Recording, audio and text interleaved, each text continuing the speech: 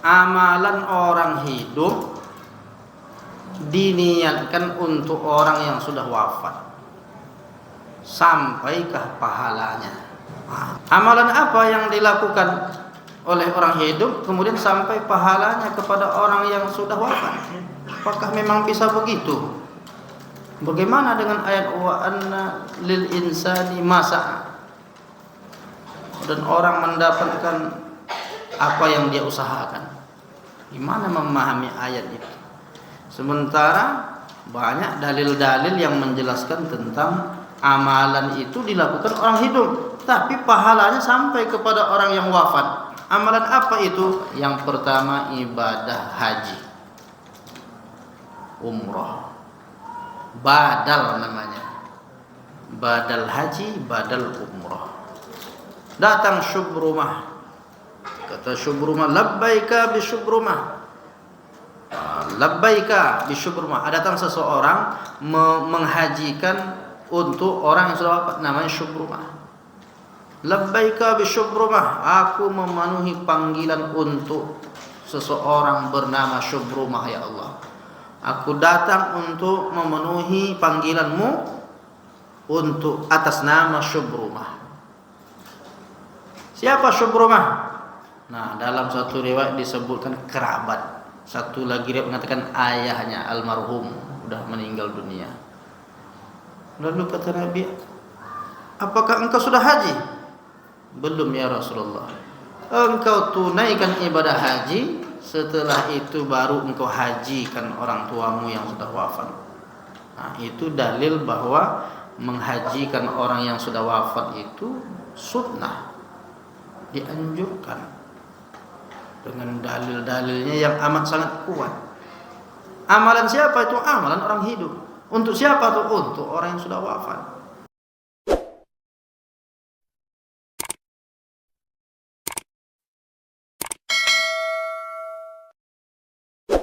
Assalamualaikum warahmatullahi wabarakatuh. Alhamdulillahilladzi arsala rasulahu bil huda wa dinil haqq liyuzhirahu 'alad dini kullihi wa kafa billahi shahida. Ashhadu an la ilaha illallah wahdahu la syarika lah wa ashhadu anna Muhammadan 'abduhu wa rasuluh la nabiyya ba'dah. Jamaah yang dimuliakan Allah Subhanahu wa taala, mengawali majelis ilmu kita pada malam ini kita bertahmid memuji Allah, alhamdulillahirabbil alamin.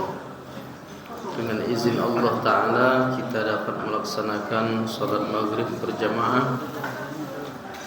Kemudian kita lanjutkan dengan majelis ilmu. Setelah itu salat isya berjamaah. Kata Nabi, man shallal isya'a fi jama'atin, siapa yang salat isya berjamaah, faka'annama qama nisfal lail, sama seperti salat tahajud setengah malam. Kalau dapat pula kita laksanakan salat subuh berjamaah, kata Nabi, siapa yang salat subuh berjamaah, faka'annama qama al-laila kullah, sama seperti salat tahajud sepanjang malam.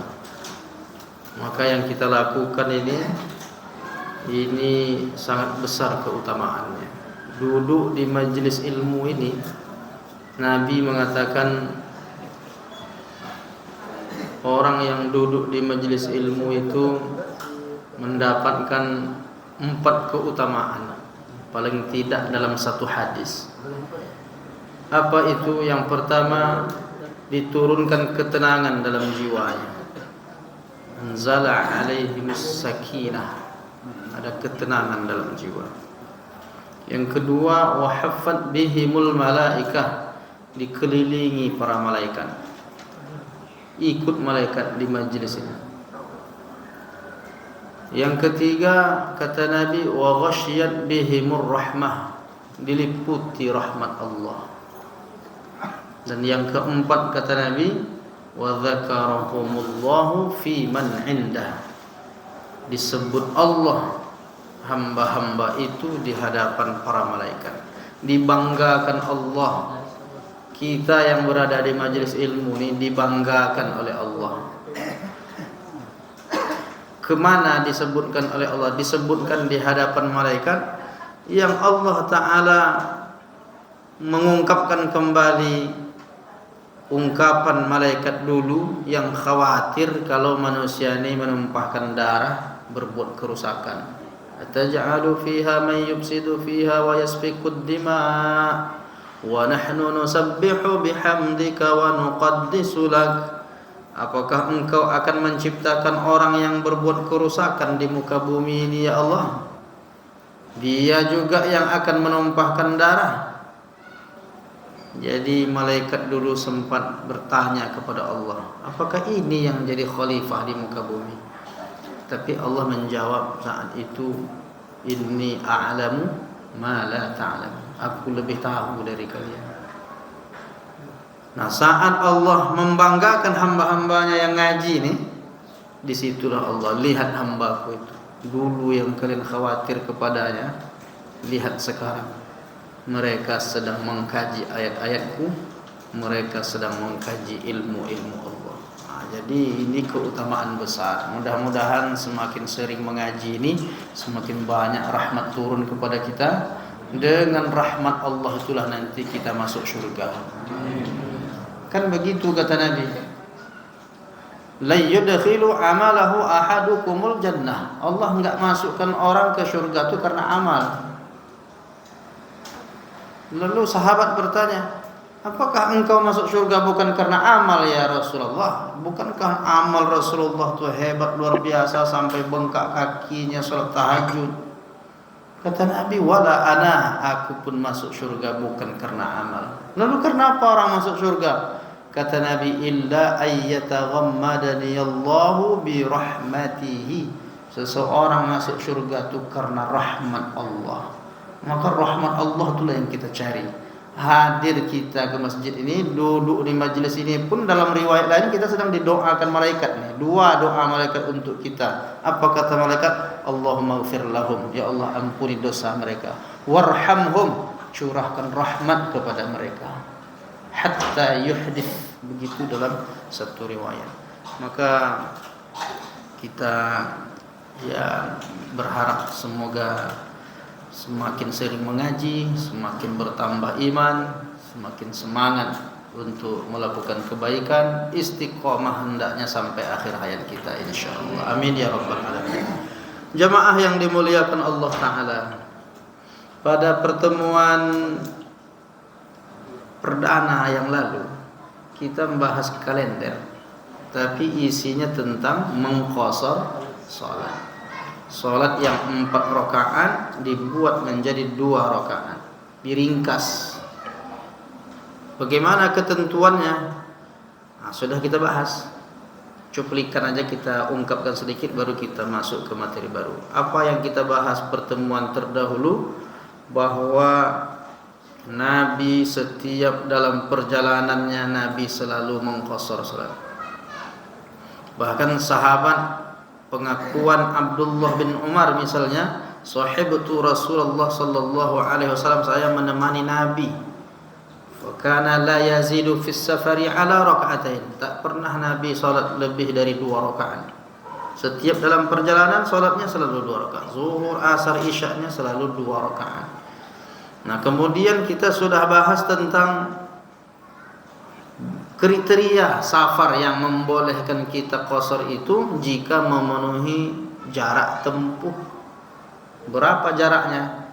89 kilo. Wah, berarti masih ingat gaji yang kemarin. Masih terbayang lagi kan. Nah, apakah menunggu 89 kilo? Tidak. Terus dari mana kita bisa memulai mengqashar? Sejak keluar khurujum minal balad, keluar kampung. Sejak keluar dari perbatasan kampung kita, nah, sejak saat itu sudah bisa melaksanakan qashar, dengan catatan perjalanan yang akan ditempuh itu akan ditempuh sejauh 89 kilo lebih. Kemudian setelah sampai berapa lama jatahnya tetap bisa mengqashar, maka dalam mazhab Syafi'i disebutkan 3 hari. Masuk hari keempat, sholat normal sebagaimana biasa. Kemudian apalagi yang kita bahas kemarin itu, ya seputar itulah dengan tanya jawabnya kemarin. Apakah kemarin itu waktu tak cukup atau gimana? Nanti kita bisa lanjutkan dalam tanya jawab. Tapi pada malam ini atau sebelum dimulai kajian baru, ada nak yang ragu tentang qasar nih? Sebelum masuk ke tema baru, mungkin ada yang tersangkut-sangkut kemarin yang tak jadi bertanya. Ya, ada Ustaz.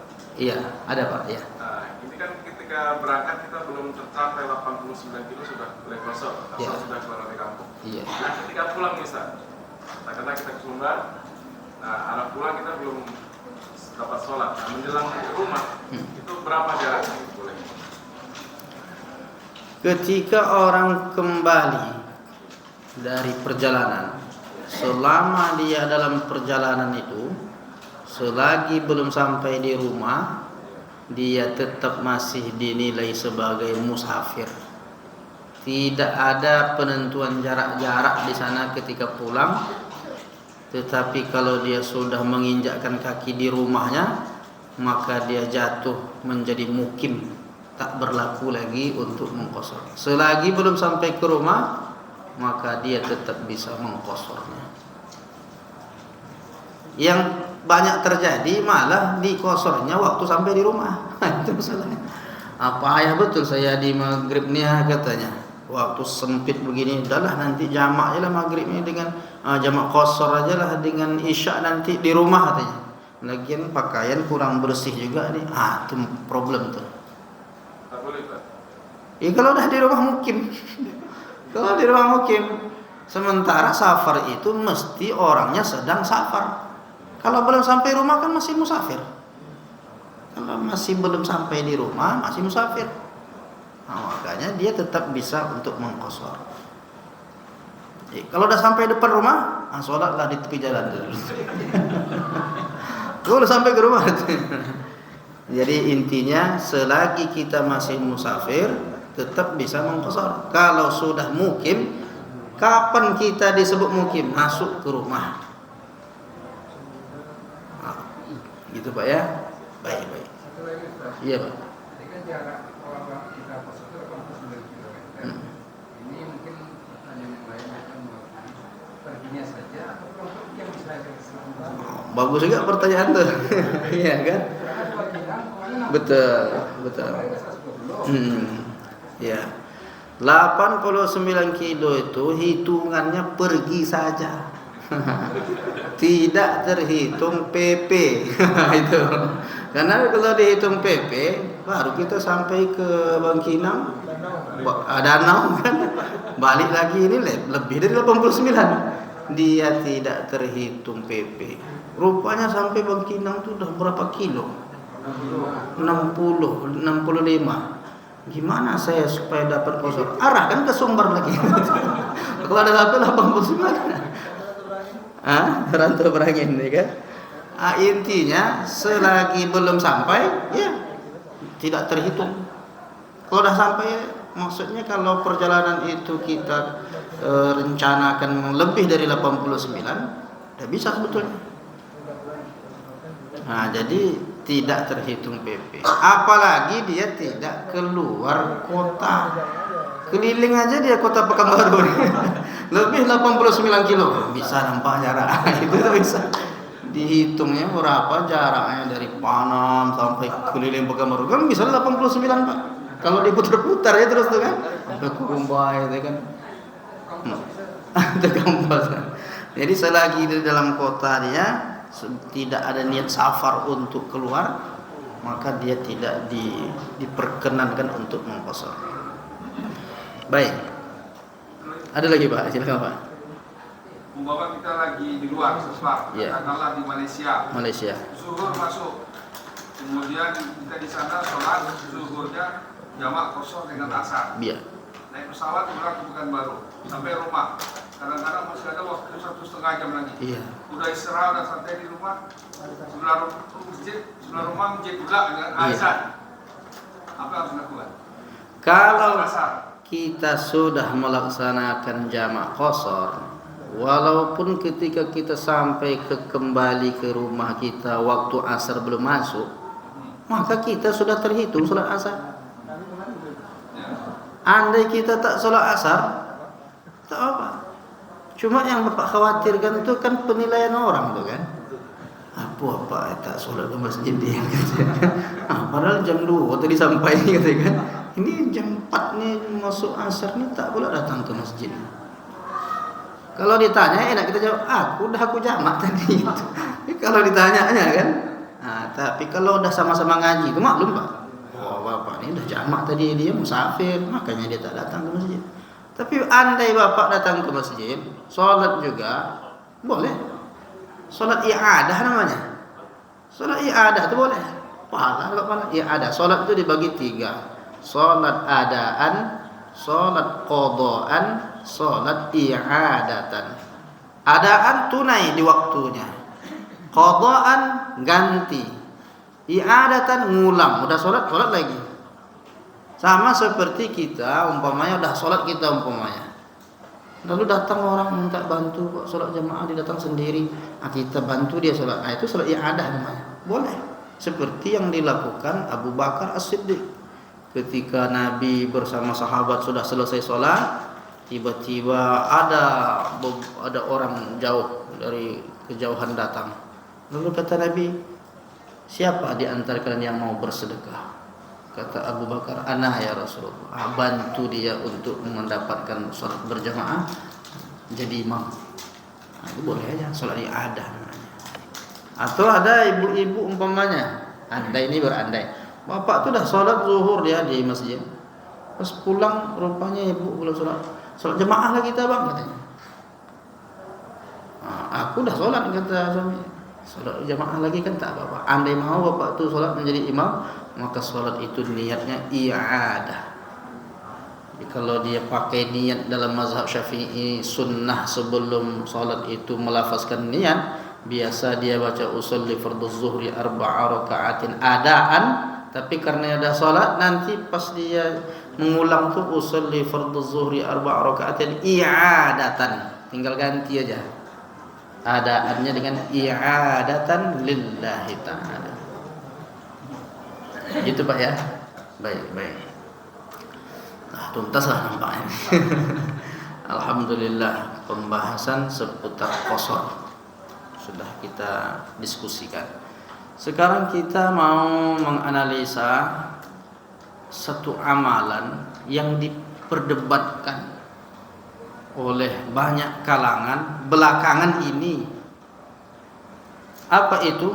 Amalan orang hidup diniatkan untuk orang yang sudah wafat. Sampaikah pahalanya? Itu banyak problemnya itu.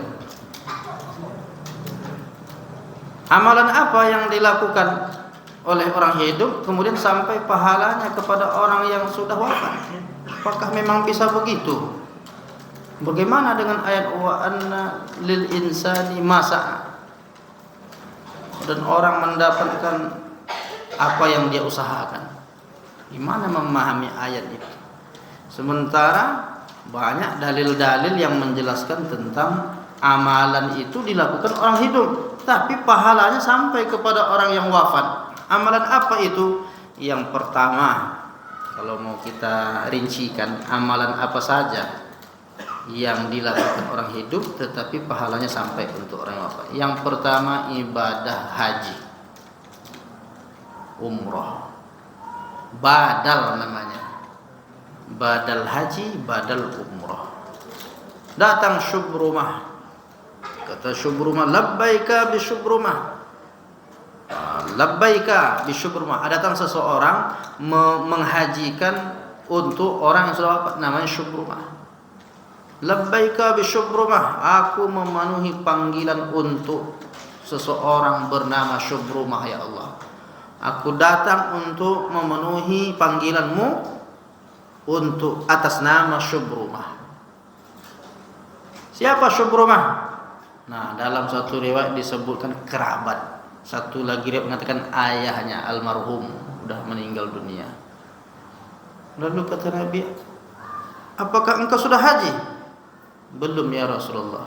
Engkau tunaikan ibadah haji setelah itu baru engkau hajikan orang tuamu yang sudah wafat.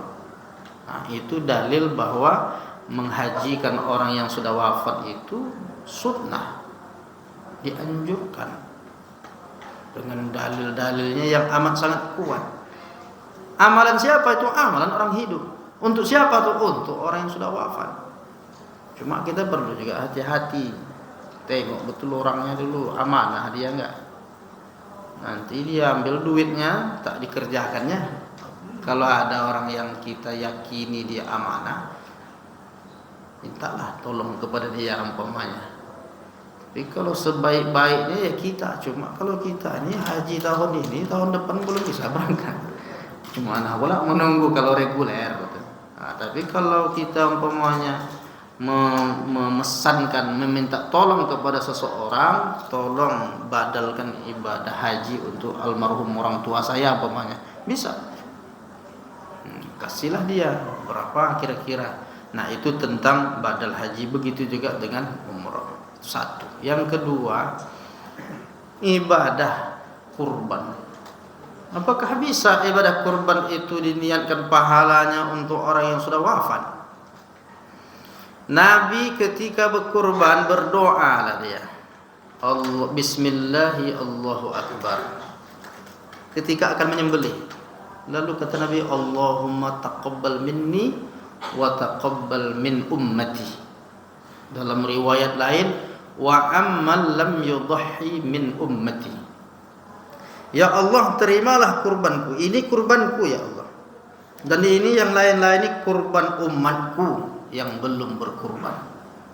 Lalu diambil dalil oleh para ulama, umat Nabi Muhammad itu dibagi dua. Satu umatnya yang sudah wafat, satu lagi yang masih hidup.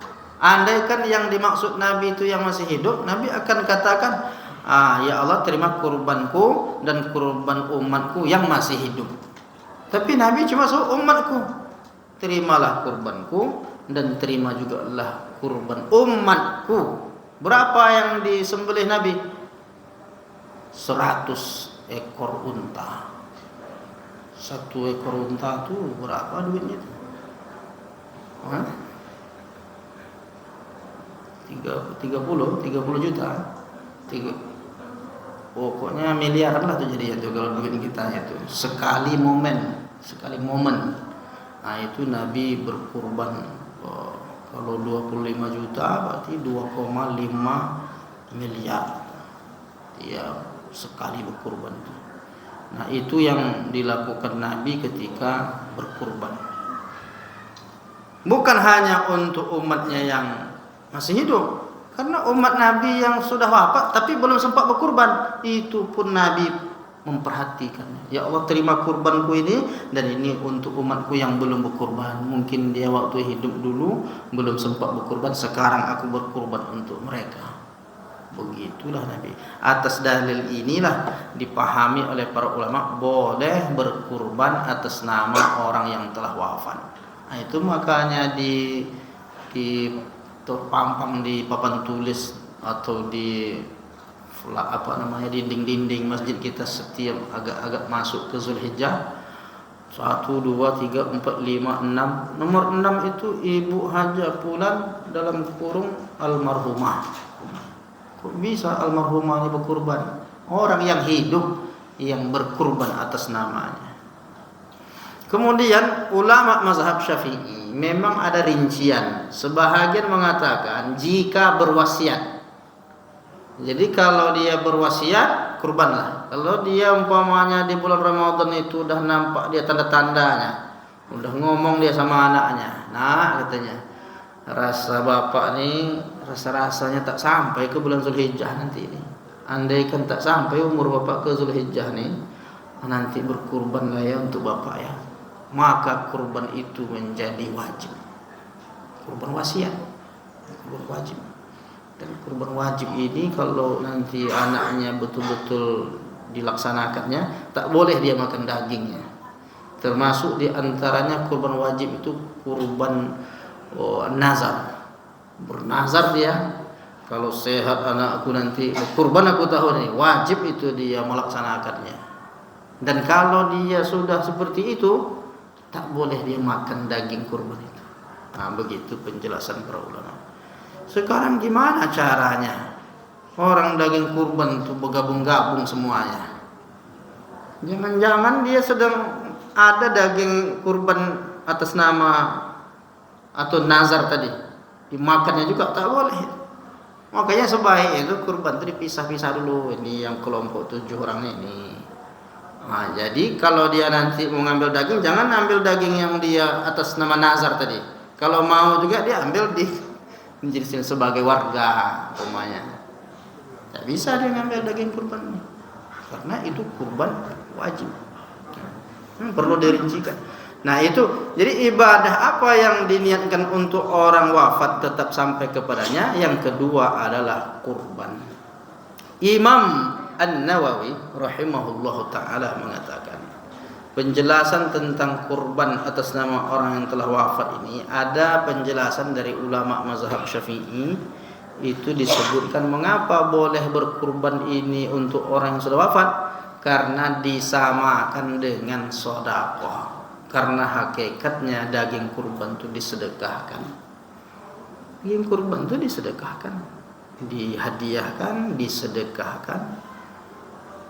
Wa at'imul ba'isal faqir, berikan dia kepada orang-orang ba'is al-faqir, orang-orang yang du'afa, orang fakir miskin, diberikan. Makanya dibagi 3, sepertiga untuk fakir miskin, sepertiga untuk masyarakat biasa, sepertiga untuk pekurban. Nah, itu kalau pembagian sepertiga. Nah, itu yang kedua. Yang ketiga otomatis sedekah. Sedekah itu bisa diniatkan pahalanya untuk orang yang sudah wafat. Itulah yang dilakukan oleh Sa'ad ketika ibundanya wafat. Ya Rasulullah, ummi matan. Ya Rasulullah, ibu saya sudah wafat. Afa atasaddaqu anha, bolehkah saya bersedekah atas namanya? Kata Nabi, tasaddaq, silahkan bersedekah atas namanya. Ini bersedekah atas nama almarhum, almarhumah itu baik sekali. Di satu sisi kita tetap dapat pahalanya, orang tua yang kita niatkan itu juga sampai pahala kepadanya. Jadi sedekah cerdas itu sekali dayung 2-3 pulau terlampaui. Nah, ini sedekah atas nama orang tua almarhum, orang tua saya. Dia dapat, orang tua dapat. Kalau dia ini sedekah atas nama saya, berarti untuk dia itu. Kalau diniatkannya untuk orang tua sekalian, sekaligus itu. Jadi itu baik sekali kalau kita bersedekah atas nama yang sudah wafat. Tapi mengapa banyak orang yang mengatakan tak sampai? Gara-gara pemahaman yang keliru sebetulnya. Pemahaman keliru. Terutama yang paling bermasalah itu poin yang keempat. Apa itu? Bacaan Al-Quran. Itu banyak yang menolak itu. Mana pula bisa baca Al-Quran ini sampai kepada orang yang wafat itu. Padahal dalil-dalil tentang bacaan Quran untuk orang yang sudah wafat itu banyak sekali. Di antaranya hadis riwayat Abdullah bin Umar.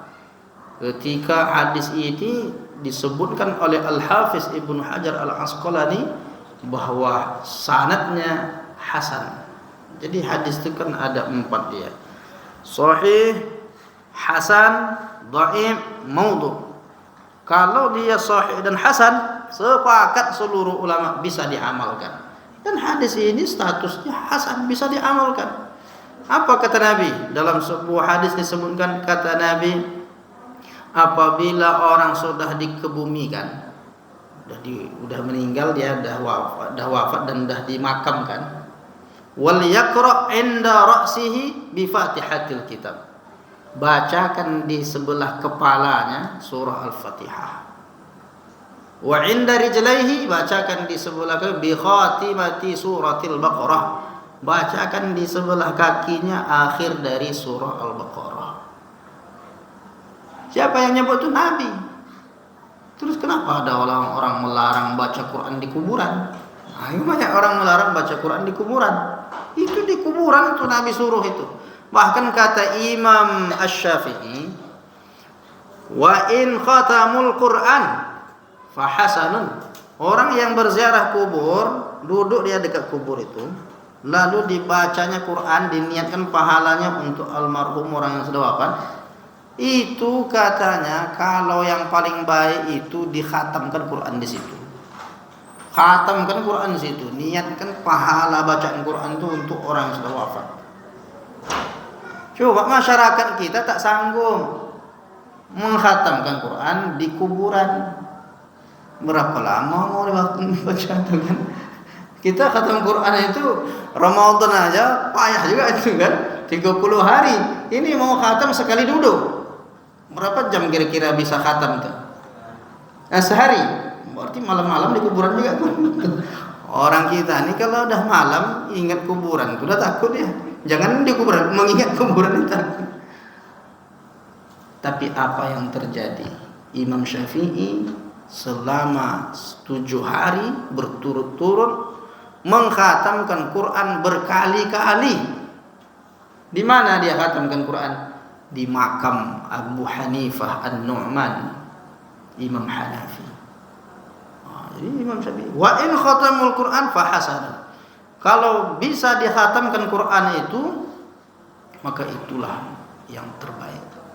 Tapi karena memang tak semua kita mampu melakukannya, maka diambillah surah-surah penting. Di antaranya surah Yasin, wal Qur'anil Hakim, wal Qur'anil Hakim, innaka laminal mursalin ala siratim mustaqim, dan seterusnya. Rupanya ada surah Yasin panjang juga. Akhirnya dipilih yang paling ringan, Al-Fatihah. Itulah lagi itu. Kalau Al-Fatihah tak bisa juga, la haula wala quwata illa billah. Itulah yang diniatkan pahalanya untuk orang yang sudah wafat. Nabi yang nyuruh, kalau sudah dimakamkan dia, bacakan surah Al-Fatihah. Kalau mau paling baik tadi kan khatam. Tapi kalau tidak, ya minimal. Ada yang lebih hebat lagi, biar dianggap khatam, dibaca kulhu 3 kali. Memang cerdas juga tuh. Karena kulhu Allah itu 3 kali itu sama dengan sekali khatam. Saya barusan balik dari makam, khatam saya Quran.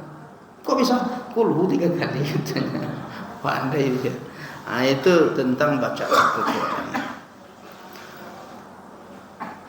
Nah, jadi itu diantara amalan-amalan orang hidup yang diniatkan pahalanya untuk orang yang sudah wafat.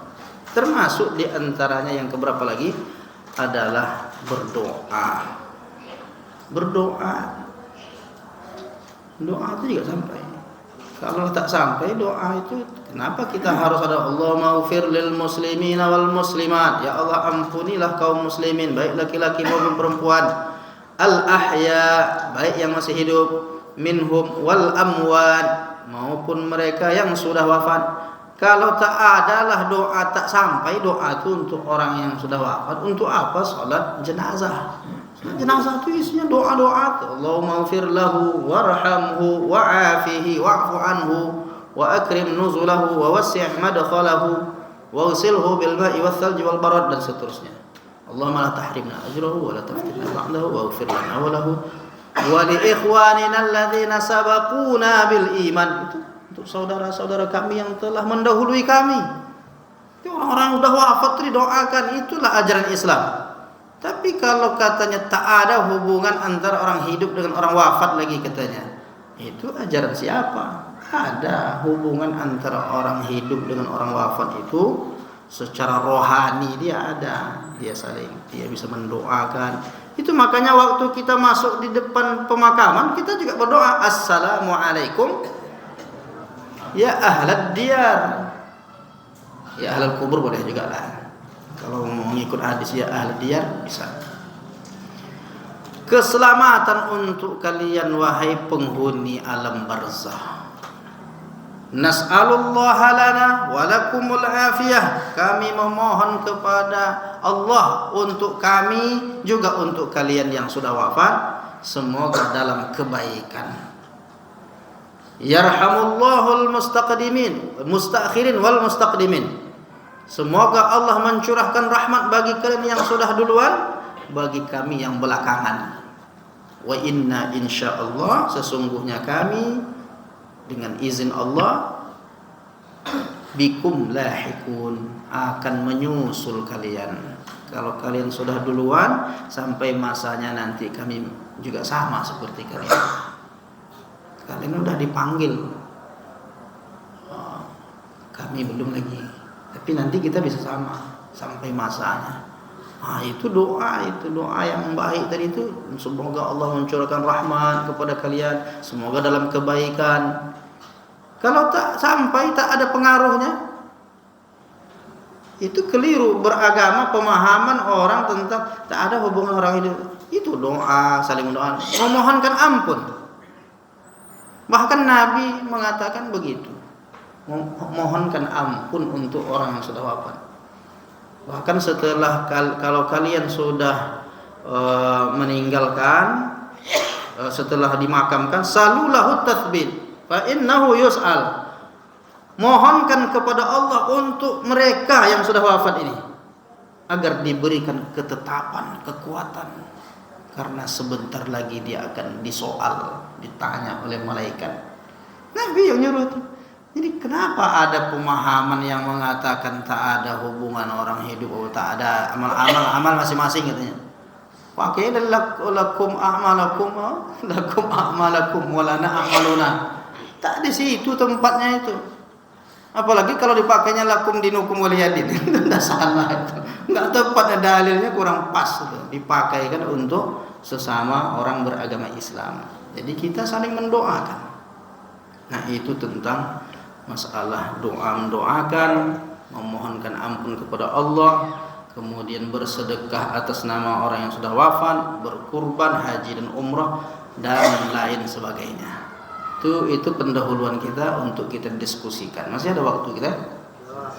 Masih ada berapa menit lagi? Nah, inilah beberapa menit ini kita diskusi. Kalau ada yang mau ditanyakan atau hal-hal terkait ini atau hal-hal lain yang dianggap penting, kita bahas dalam tanya jawab. Tafadhol.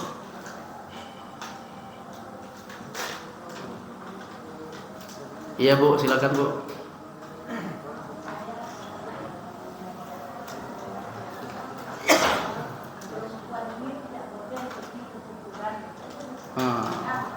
Iya. Ada hadis-hadis terkait tentang itu. Tetapi para ulama memberikan rincian, penjelasannya, pengecualian. Dulu memang Nabi melarang. Bahkan ada satu hadis yang sangat tegas, la'anallahu zawwaratil kubur. Allah melaknat perempuan-perempuan yang berziarah ke kubur. Memang tegas Nabi. Tapi coba lihat asbabul wurud, sebab Nabi mengucapkan itu apa? Kenapa Nabi melarangnya? Karena Nabi mengatakan itu di saat tradisi jahiliyah itu belum hilang. Dulu di awal-awal Islam itu, di awal-awal Islam, orang-orang jahiliyah ini mereka tak bisa menerima takdir. Kalau ada keluarganya yang meninggal dunia, diantarkannya dia ke makam itu, atau ada waktu nanti kesempatan datang dia ke kubur itu, memperbaharui kesedihan, tidak menerima takdir Allah, kemudian mereka menganiaya dirinya sendiri. Maka kata Nabi, laisa minna man latamal khudud. Bukanlah golongan kami orang yang menampar pipinya sendiri, menyakiti diri sendiri, ditampar-tamparnya pipi. Wa mazzaqal juyub, merobek kantong, baju pakaian dirobek, menarik rambut, merobek kantong, menepuk pipi. Kenapa? Tak terima dengan takdir Allah. Dia mau orang yang sudah meninggal itu hidup lagi. Kenapa engkau tinggalkan aku? Tak terima. Nah, makanya Nabi bahkan melarang bukan hanya ke laki-laki jadinya. Cuma yang paling histeris itu kan perempuan. Yang paling tak bisa mengendalikan emosionalnya itu di waktu itu adalah perempuan. Tetapi ternyata laki-laki ada juga lagi yang punya tradisi pula. Apa dia? Memuji-muji orang yang dalam kubur secara berlebihan. Wih, ini dulu orang yang wafat ini dulu waktu di hidup dia ini paling hebat ini, fisiknya paling kuat. Karena kemuliaan di masa jahiliyah itu siapa yang kuat fisiknya dia yang paling mulia. Ini dulu dia kalau bergulat nih, dia yang selalu menang nih. Ini dulu dia kalau dipanah nih, beberapa kali kena panah tak mati-mati dia. Kuat betul fisiknya. Dibanggakan dia banyak fisik, kuat fisiknya, kemudian kehormatan, mungkin nasabnya diagung-agungkan. Tapi apa yang terjadi? Turun ayat Quran. Nah, itulah yang selalu kita dengar, alhaakumut takatsur, yang selalu kita baca juga. Bermegah-megahan telah melalaikan kamu hatta zurtumul maqabir, sampai kamu ziarah ke kubur. Zurtum, kalian berziarah. Maqabir, kubur. Kalian berziarah ke kubur pun masih juga membangga-banggakan orang secara berlebihan. Ditegur oleh Allah. Makanya Nabi waktu itu bersabda, apa kata Nabi?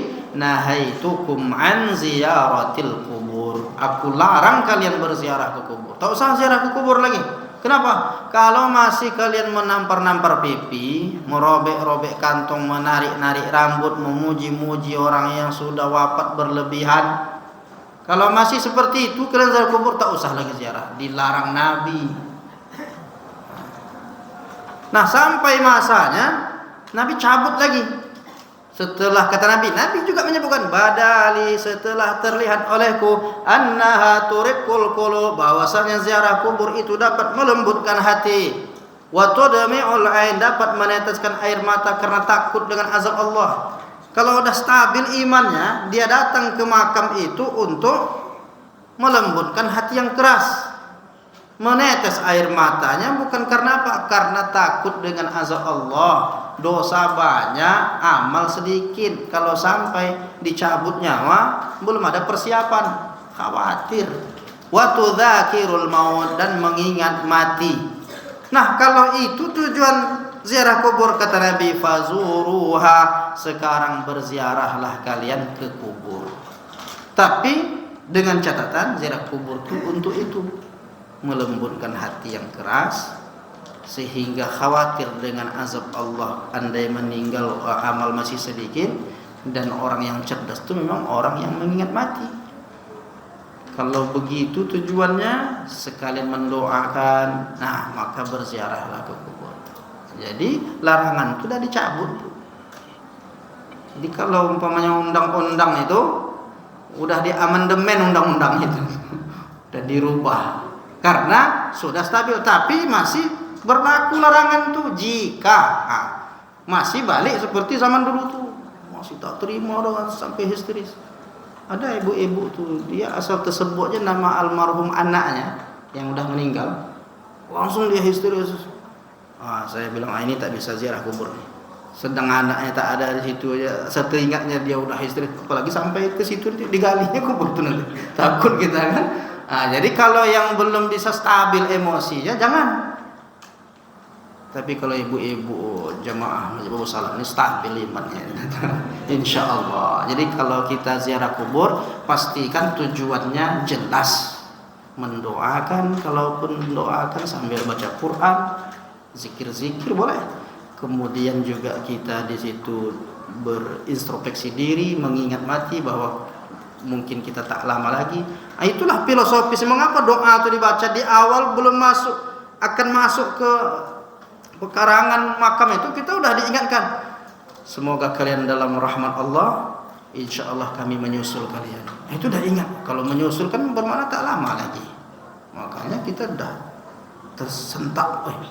Ya, aku pun tak tahu. Jangan-jangan balik dari sini pun malaikat Israel datang. Itu tujuannya itu untuk mengingat mati. Baguslah. Kenapa orang ini dia tak ingat mati? Karena dia tak pergi ziarah. Coba ziarah di waktu-waktu tertentu, ziarah. Gitu Bu ya. Baik. Jadi Ibu khawatir ziarah kubur? Enggak usah khawatir. ziarahlah kubur itu dalam rangka yang tadi. Nah, cuma jangan sampai merobek-robek pakaian itu. Insya Allah kita tidak. Itu tradisi orang jahiliyah dulu. Insya Allah kita tidak. Wallahu a'lam bishawab.